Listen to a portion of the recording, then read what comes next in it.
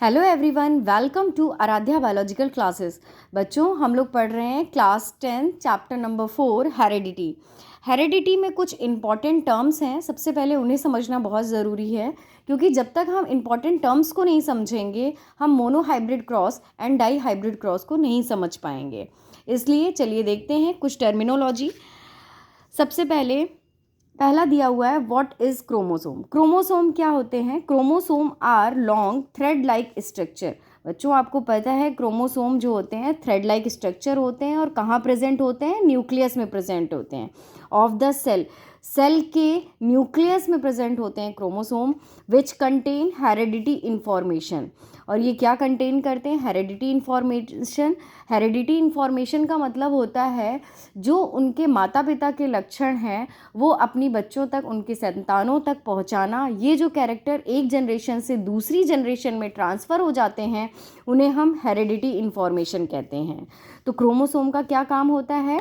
Heredity information को one generation से next generation तक पहुंचाना of the cell in the form of gene. Gene के माध्यम से एक जनरेशन से दूसरी जनरेशन में पहुंचाना, इसी को हम क्या कहते हैं? क्रोमोसोम। कैसे होते हैं? थ्रेड लाइक स्ट्रक्चर है।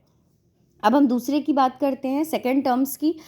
सेकेंड टर्म है हमारा DNA. What is DNA? DNA का सबसे पहले हम फुल फॉर्म देखते हैं, D oxy ribo nucleic acid.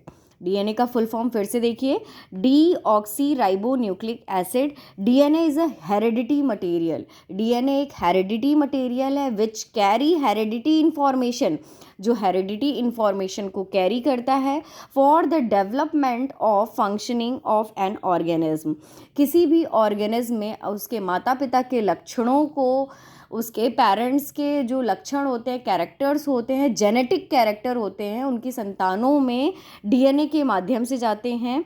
Heredity character transfer from parent to offspring.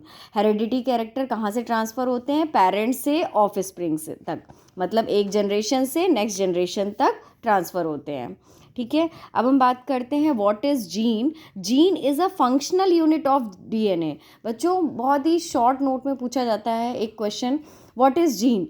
तो gene is the functional unit of DNA which control the specific biological function. ये कुछ specific biological function होते हैं, उन्हें कंट्रोल करता है। अब हम आगे देखते हैं कॉन्ट्रास्टिंग कैरेक्टर। कॉन्ट्रास्टिंग कैरेक्टर क्या होते हैं? A pair of visible character such as tall and dwarf. Tall means लंबा, डॉर्फ मीन्स बौना। वो विजिबल कैरेक्टर जो हमें टॉल या डॉर्फ किसी भी तरह के हो सकते हैं, या वाइट या वायलेट या राउंड एंड रिंकल्ड, कैसे भी हो सकते हैं, शेप में होते हैं, ग्रीन एंड येलो, किसी भी कलर के हो सकते हैं। जो कैरेक्टर हमें दिखाई देते हैं, जो पेयर में कैरेक्टर हमें दिखाई देते हैं, उन्हें ही हम क्या कहते हैं? कॉन्ट्रास्टिंग कैरेक्टर कहते हैं। चलिए नेक्स्ट देखते हैं हम डोमिनेंट ट्रेट। डोमिनेंट ट्रेट्स का मतलब बच्चों, एक बात, आप ये वर्ड बार बार आएगा, तो ट्रेड मीन्स होता है कैरेक्टर्स, तो इसमें कंफ्यूज मत होइएगा। तो what is dominant trait? The character which express in F1 generation. ऐसा कैरेक्टर जो हमें F1 जनरेशन का मतलब होता है बच्चों पहली पीढ़ी। The character which express in F1 generation is called dominant trait. ऐसा कैरेक्टर जो F1 जनरेशन में शो होते हैं उन्हें हम क्या कहते हैं? Dominant trait. एग्जाम्पल है, tallness is a dominant character. अभी जब आप मोनोहाइब्रिड क्रॉस पढ़ेंगे तो उसमें फर्स्ट जनरेशन में जो भी हमें रिजल्ट निकल कर आएगा या जो भी आपको विजिबल होगा, दिखाई देगा, उसी को हम कहते हैं डोमिनेंट कैरेक्टर।